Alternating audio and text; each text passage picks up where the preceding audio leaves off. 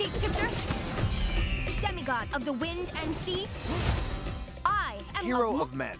What? It's actually Maui, shapeshifter, demigod of the wind and sea, hero of men. I interrupted from the top. Hero of men. Go.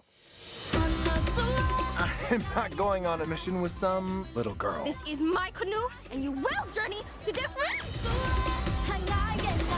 Did not see that coming. The ocean is a friend of mine.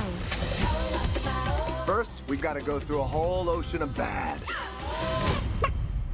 Kakamora. Kako, what? They're kinda cute. Well, Ron and John. That was already enough.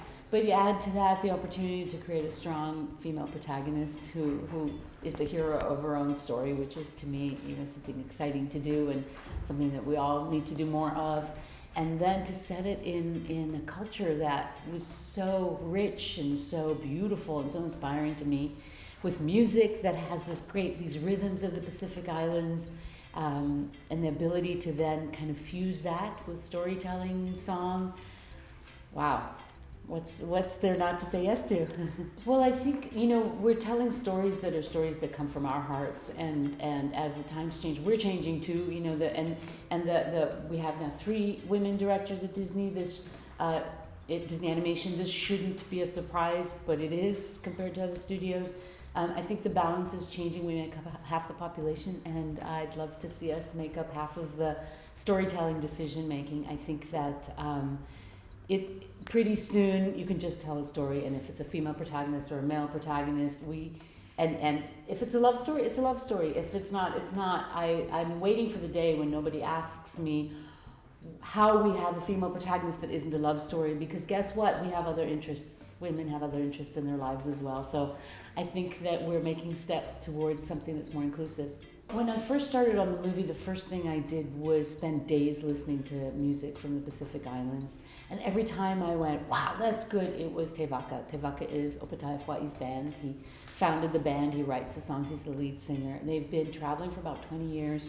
They travel, they have this gorgeous music that's kind of fusion, but very Pacific Island roots, telling the stories of the voyagers, of the navigations, of their culture, which is what we learned about when we went on our research trips to the islands. So being somebody who doesn't hold back, I called them up and said, hey, guess what? I'd love to talk to you about this. And they came, Opetaia and his wife and manager, Julie, came to visit us in Burbank, and they've been family ever since. Well, first of all, it's the most collaborative art form I know, and there's something really magical about a creative collaboration that works, which I think at Disney Animation and before that at Pixar comes from the incredible philosophy of John Lasseter and Ed Catmull and originally Steve Jobs as well, of a kind of how you collaborate as a team, how you help each other make better and better stories, and yet all done generously without any other agenda except uplifting a movie, and yet keep it in the voice of the creators. It doesn't become a movie by committee, it's a movie that still holds a point of view, which I think is pretty magical. So I was lucky, I really started in animation at Pixar, so I started really in a place where that was so strong. The artistry that's required of every group, every department, even some of the unsung heroes, well, I'll talk about the animators. There are technologists on these movies that are creating programs for us to be able to do ocean, for us to be able to do such hair.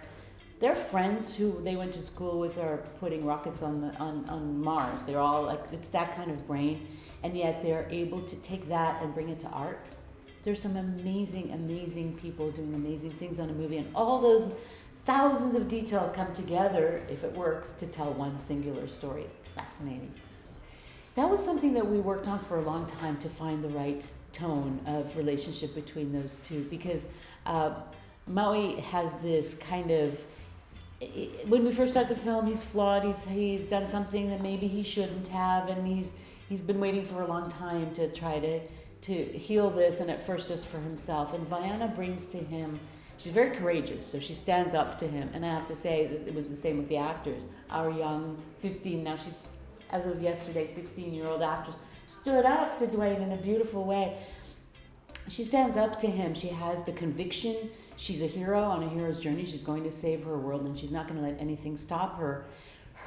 She's all of 16, but her courage and her compassion are what help bring him back around to find who he truly is as well. So I think that the dynamic there has both humor and a lot of heart because they both change each other.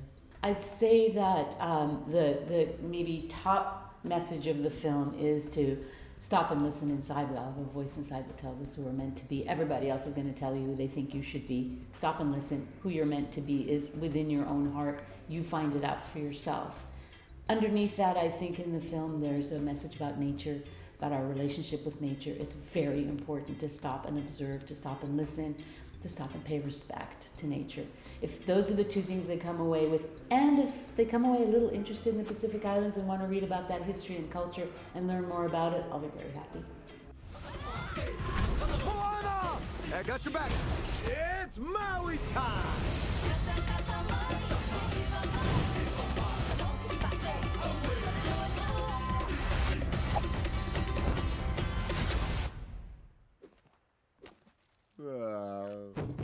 Really? Blow dart in my butt cheek.